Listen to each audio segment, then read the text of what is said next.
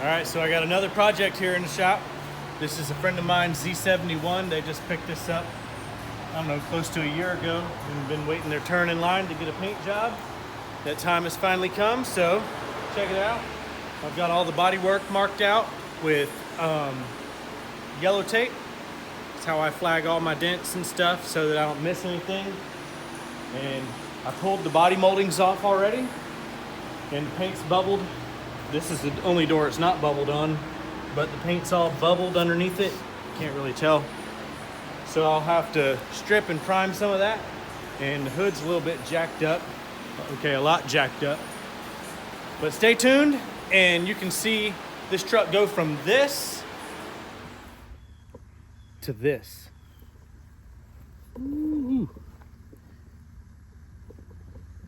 Actually, wait a minute. I can't show y'all yet. Y'all gotta wait till the end of the video. I'm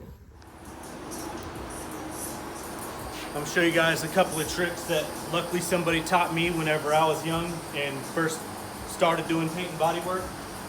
One of them is if you're removing body moldings or say the emblems that sometimes are on the doors or on the tailgate or wherever, you can take a piece of welding wire and cut it about 1.5 feet, 2 foot long, and hold it with pliers on both ends and get it up underneath the edge of the body molding, and you can work it back and forth and you can peel it right off.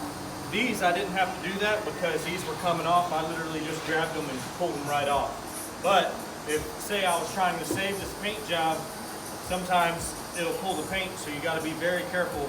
Most of the time if it's old, and here in Florida where the rain will actually get moisture underneath there, it don't matter what you do, they'll pull the paint because the paint will be bubbled underneath here just like this is.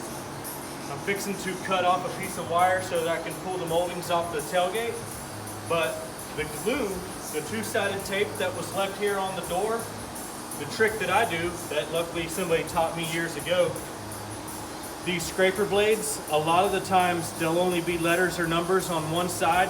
Pay attention to which side that is. Not that it matters, just so that if you drop it, you pick it up and you don't accidentally face it the wrong way and end up gouging your paint.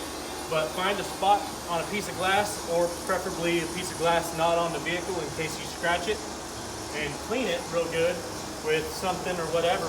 I'm not going to do it right now because I'm done. But hold it against the window flat and apply pressure and move it up and down on the window, and it'll fold the edge of the blade over just enough that you can glide the blade across the paint and it won't dig into the paint.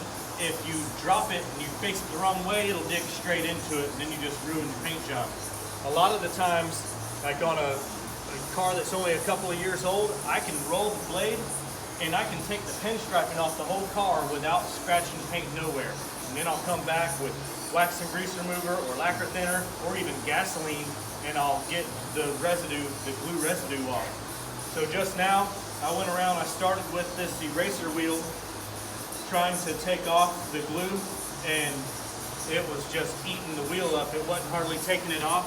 So I came back with a razor blade, I just scraped all that off, and as y'all seen, and then I can go back with the eraser wheel and get the last bit of it off, or gasoline, lacquer thinner, whatever, and start prepping the vehicle. So I'll show you guys me pulling the piece off the tailgate and get back to prepping.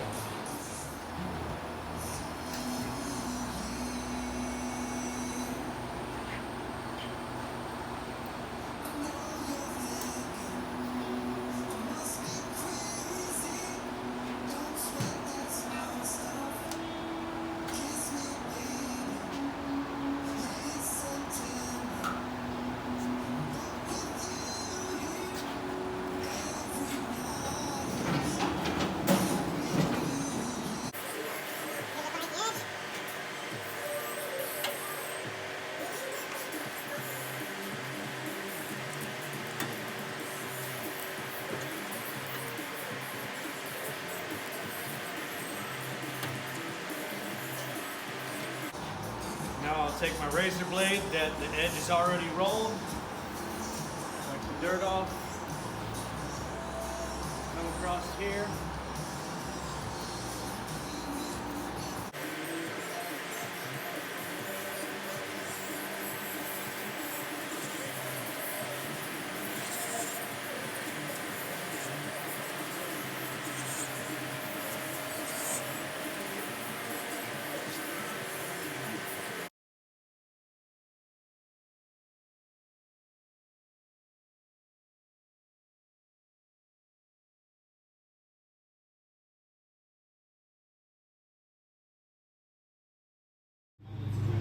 So where I find these little dings, I'm going around and I'm using a block to see how big and how deep they are. And in some cases I can sand out the ding, but these I've barely hit, so I'll sand some more.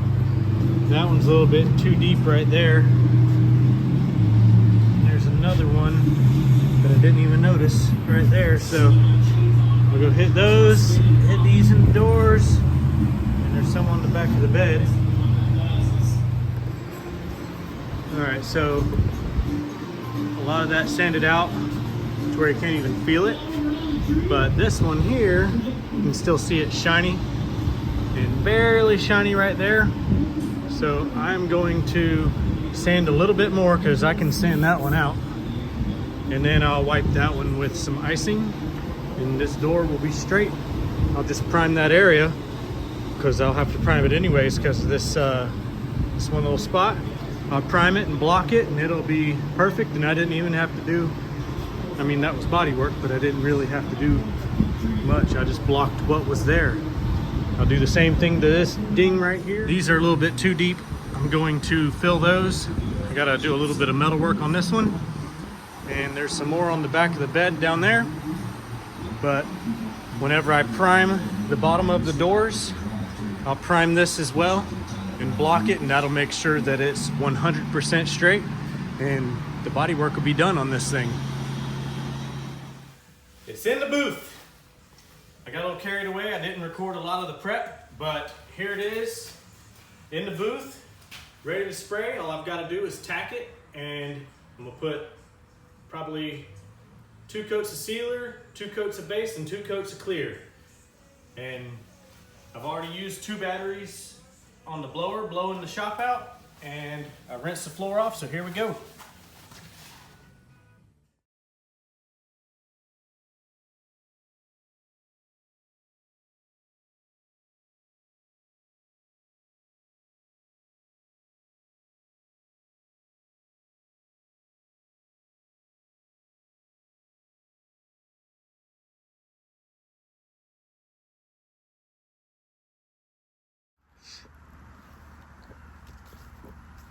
So it came out pretty good. The metallic laid out really nice. In the sun, it's green. In the shade, even just a little bit of shade, it's black.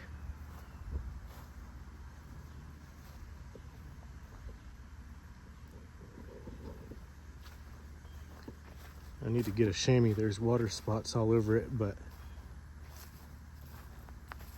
the body came out pretty nice. Can't complain. It's pretty slick.